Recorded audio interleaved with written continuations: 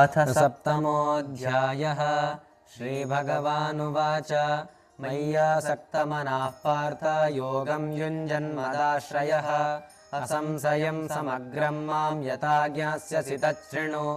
ज्ञानं देहं स विज्ञानमिदं वक्ष्याम्यशेषतः यज्ञात्वा नेह भूयोऽन्यज्ञातव्यमवशिष्यते।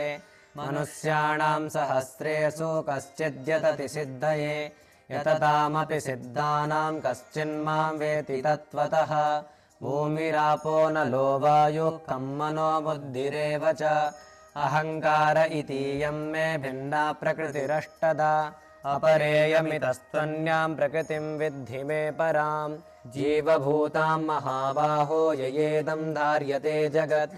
एतद्योनीति भूतानि सर्वाणीत्युपधारय अहं कृत्स्नस्य जगतः प्रभवः प्रलयस्तथा मत्तः परतरं नान्यत् किञ्चिदस्ति धनञ्जय। मयि सर्वमिदं प्रोतं सूत्रे मणिगणा इव रसोऽहमप्सु कौन्तेय प्रभास्मि शशि सूर्ययोः। प्रणवः सर्ववेदेषु शब्दः कै पौरुषं नृषु पुण्यो गन्धः पृथिव्यां च तेजश्चास्मि विभावसौ। जीवनं सर्वभूतेषु तपश्चास्मि तपस्विषु बीजं मां सर्वभूतानां विद्धि पार्थ सनातनं। बुद्धिर्बुद्धिमतामस्मि तेजस्तेजस्विनामहं बलं बलवतां चाहं कामरागविवर्जितं। धर्माविरुद्धो भूतेषु कामोऽस्मि भरतर्षभ।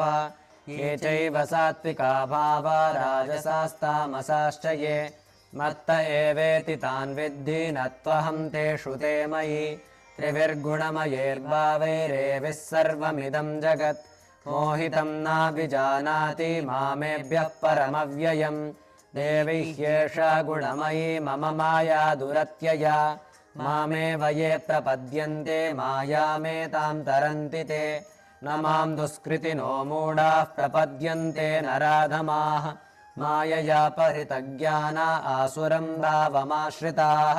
चतुर्विधा भजन्ते मां जना सुकृतिनोऽर्जुन आतो जिज्ञासुरर्थार्थी ज्ञानी च भरतर्षभ। तेषां ज्ञानी नित्ययुक्त एकभक्तिर्विशिष्यते प्रियो हि ज्ञानिनोत्यर्थम् अहं स च मम प्रियः। उदाराः सर्व एवैते ज्ञानित्वात्मैव मे मतम् आस्थितः स हि युक्तात्मा मामेवानुत्तमां गतिं। बहूनां जन्मनामन्ते ज्ञानवान् मां प्रपद्यते वासुदेवः सर्वमिति समहात्मा सुदुर्लभः। कामैस्तैस्तैरितज्ञाना प्रपद्यन्ते न्यदेवताः तं तं नियममास्ताय प्रकृत्या नियता स्वया। यो यो यान्तनुं भक्तः श्रद्धयार्चितुमिच्छति तस्य तस्याचलां श्रद्धां तामेव विदधाम्यहम्। ततया श्रद्धया युक्तस्तस्याराधनमीहते लभते च ततः कामान् मयैव विहितान्वितान्। अन्तवन्तु फलं तेषां तद्भवत्यल्पमेधसान्। देवान् देवयजो यान्ति मद्भक्ता यान्ति मामपि अव्यक्तं व्यक्तिमापन्नं मन्यते मामबुद्धयः। परं भावमजानन्तो ममाव्ययमनुत्तमम् नाहं प्रकाशः सर्वस्य योगमाया समावृतः। मूढोऽयं नाभिजानाति लोको मामजमव्ययम्। वेदाहं समतीतानि वर्तमानानि चार्जुन भविष्याणि च भूतानि मां तु वेद न कश्चन। इच्छाद्वेषसमुत्थेन द्वन्द्वमोहेन भारत सर्वभूतानि सम्मोहं सर्गे यान्ति परन्तप।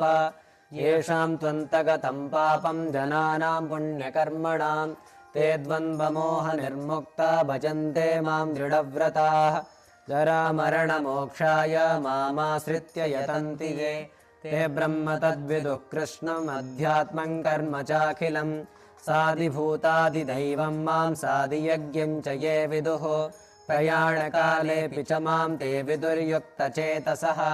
ॐ तत्सदिति श्रीमद्भगवद्गीतासु उपनिषत्सु ब्रह्मविद्यायां योगशास्त्रे श्रीकृष्णार्जुनसंवादे ज्ञानविज्ञानयोगो नाम सप्तमोऽध्यायः।